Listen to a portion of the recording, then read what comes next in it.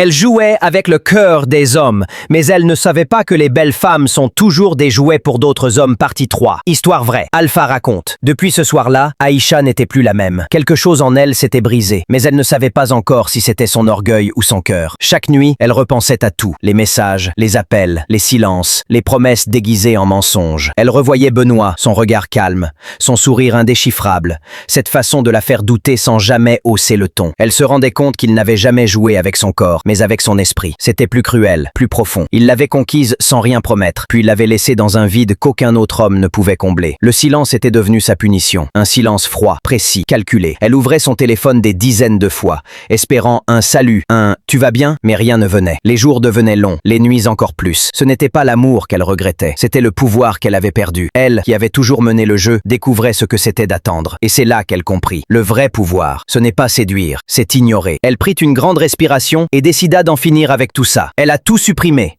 Les messages, les photos, les souvenirs, même les chansons qui lui rappelaient son nom. Pas pour l'oublier, mais pour se retrouver. Elle a bloqué son numéro, supprimé son contact, et cette fois, elle n'a pas pleuré. Elle s'est regardée dans le miroir et s'est jurée de ne plus jamais courir après quelqu'un qui l'a fait douter de sa valeur. Les semaines ont passé, elle a recommencé à vivre. Son rire revenait, son regard brillait de nouveau.